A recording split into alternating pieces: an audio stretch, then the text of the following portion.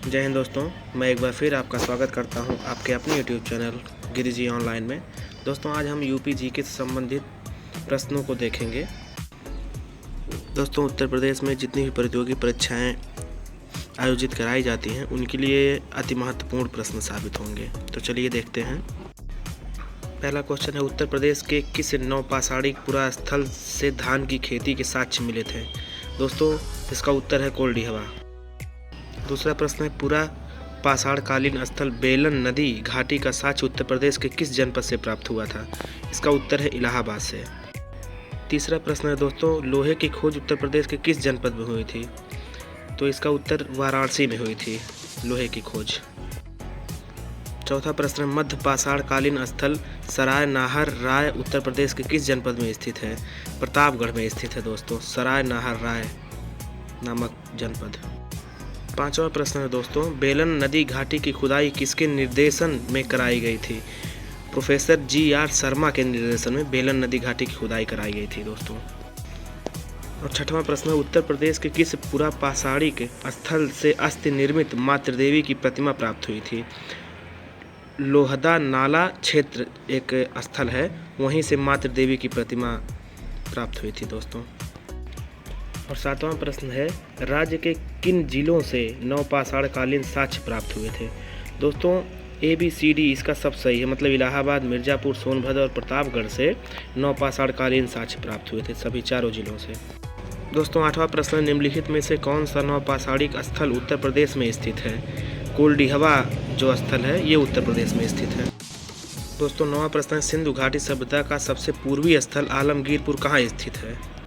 इसका C option सही है, मेरठ में। आलमगीरपुर मेरठ में स्थित है। 10वां प्रश्न है, राज्य के किस जिले में पुरापाषाणिक साक्ष्य प्राप्त हुए थे? उपयुक्त सभी, मतलब इलाहाबाद, सोनभद्र, चंदौली तीनों में पुरापाषाणिक साक्ष्य प्राप्त हुए थे तीनों जिलों में। 11वां प्रश्न है, कौन सा महाजनपद उत्तर प्रदेश में स्थित नहीं था? अंग जो महाजनपद था ये उत्तर प्रदेश में स्थित नहीं था, बाकी सूरसेन, कौशल और काशी तीनों उत्तर प्रदेश में स्थित थे। 12वां प्रश्न है, उत्तर प्रदेश में ताम्रपाषाणिक सभ्यता का साक्ष्य किस स्थान से प्राप्त हुआ था? सहारनपुर जिले से ये जो ताम्रपाषाणिक सभ्यता का साक्ष्य है सहारनपुर से प्राप्त हुआ था। 13वां प्रश्न है दोस्तों, मल्ल महाजनपद उत्तर प्रदेश के किस जनपद में स्थित था? कुशीनगर जनपद में मल्ल महाजनपद स्थित था। अगला प्रश्न है, चेदी महाजनपद उत्तर प्रदेश के किस जिले में स्थित था? बांदा में स्थित चेदी महाजनपद बांदा में स्थित था। 15वां प्रश्न है दोस्तों, कपिलवस्तु वर्तमान उत्तर प्रदेश के किस जनपद में अवस्थित था? जो सिद्धार्थनगर जिला, नया नाम सिद्धार्थनगर जिला है, उसी में कपिलवस्तु, पहले सिद्धार्थनगर को कपिलवस्तु कहा जाता था दोस्तों। अगला प्रश्न है, 16 महाजनपदों में से कितने महाजनपद उत्तर प्रदेश वर्तमान में उत्तर प्रदेश वाले भूभाग में स्थित थे? दोस्तों 8 महाजनपद जो थे वो उत्तर प्रदेश के भूभाग में स्थित थे। 17वां प्रश्न दोस्तों, बौद्ध धर्म का पालना किस राज्य को कहा जाता था? बौद्ध धर्म का पालना जो है वो उत्तर प्रदेश राज्य को आज भी कहा जाता है और पहले भी कहा जाता था। 18वां प्रश्न है, ऋषिपत्तनम या मृगदाव का आधुनिक नाम क्या है? सारनाथ को पहले ऋषिपत्तनम या मृगदाव कहा जाता था। अगला प्रश्न है, बुद्ध काल में उत्तर प्रदेश में कितने मुख्य गणराज्य थे? 7 मुख्य गणराज्य थे बुद्ध काल में। 20वां प्रश्न है, महावीर स्वामी के समय जैन धर्म का प्रमुख केंद्र कौन था? मथुरा महावीर स्वामी के समय जैन धर्म का मुख्य केंद्र माना जाता था। 21वां प्रश्न है, पांचाल महाजनपद की राजधानी काम्पिल्य का संबंध उत्तर प्रदेश के किस जनपद से है? फर्रुखाबाद जो पड़ता है उसी से इसका रिलेशन है। अगला प्रश्न है, उत्तर वैदिक कालीन किस मृदभांड के साक्ष्य संपूर्ण उत्तर प्रदेश से प्राप्त हुए हैं? लाल मृदभांड जो है ये संपूर्ण उत्तर प्रदेश से प्राप्त हुए हैं। अगला प्रश्न है, भारत सरकार का राज्य चिन्ह कहाँ से लिया गया है? सारनाथ से लिया गया है दोस्तों। भारत सरकार का जो राज्य चिन्ह है जिसमें शेर है वो सारनाथ से लिया गया है। अगला प्रश्न है, टोपरा जहाँ से अशोक के अभिलेख प्राप्त हुए हैं वह राज्य के किस जनपद में स्थित था? सहारनपुर जो जनपद पड़ता है वहाँ पे टोपरा स्थित था, अशोक के स्तंभ अभिलेख जहाँ से मिले थे। अगला प्रश्न है, अयोध्या का शिलालेख किस वंश के शासकों ने लिखवाया था? शुंग वंश के शासकों ने अयोध्या का शिलालेख लिखवाया था। 26वां प्रश्न है, उत्तर प्रदेश के किस जनपद को भारतीय मूर्तिकला की जन्मस्थली माना जाता है? मथुरा को जो है भारतीय मूर्तिकला की जन्मस्थली माना जाता है दोस्तों। 27वां प्रश्न है, कुषाण वंश के शासकों की दूसरी राजधानी कहाँ थी? मथुरा थी दोस्तों। कुषाण वंश के शासकों की दूसरी राजधानी मथुरा थी।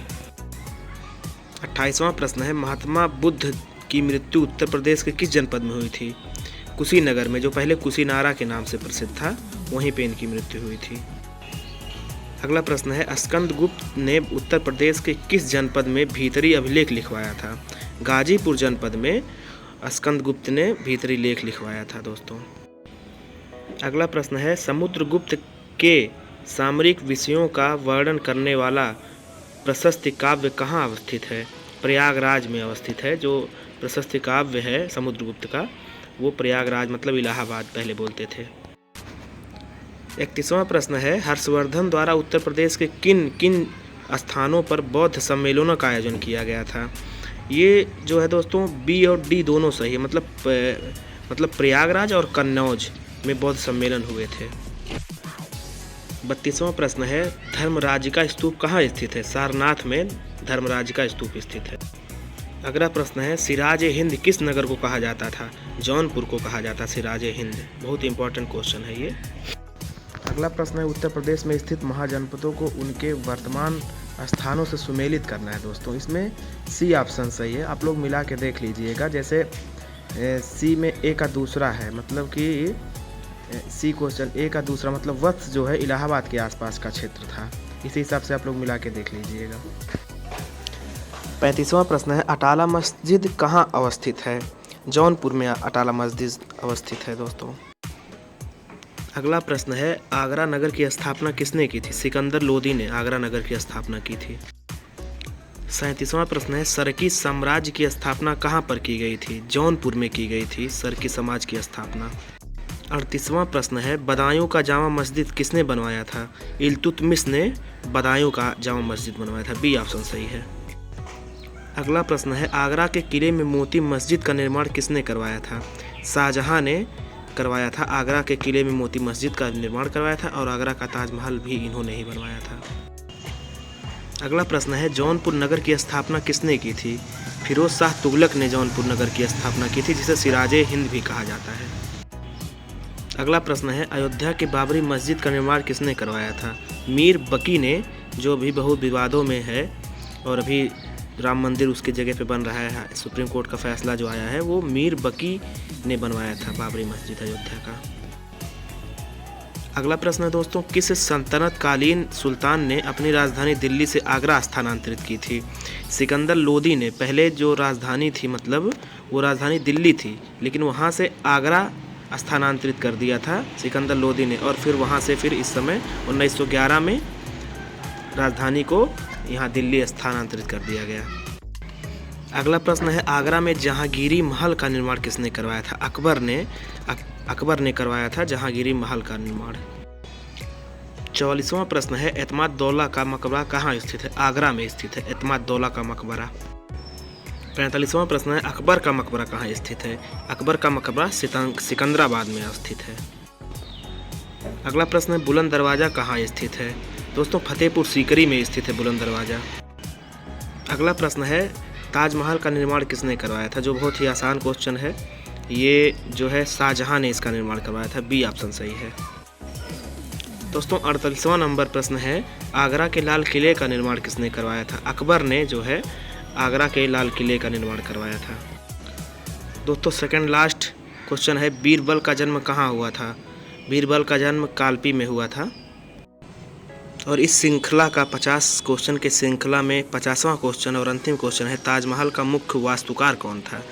उस्ताद अहमद लाहौरी जो थे, ये ताजमहल का जो मुख्य वास्तुकार इन्हीं को माना जाता है। दोस्तों ये 50 क्वेश्चन की श्रृंखला आपको कैसी लगी? हम इससे आगे की श्रृंखला को लेकर के आप लोगों के समक्ष उपस्थित होंगे। आप लोगों को अगर ये वीडियो अच्छा लगा हो तो इस वीडियो को लाइक करिए और कमेंट करिए, और अगर इस चैनल पर आप लोग नए हों तो चैनल को सब्सक्राइब करके बेल आइकन को दबाना ना भूलें, ताकि हमारा नया वीडियो आप तक पहुंचता रहे। नमस्कार।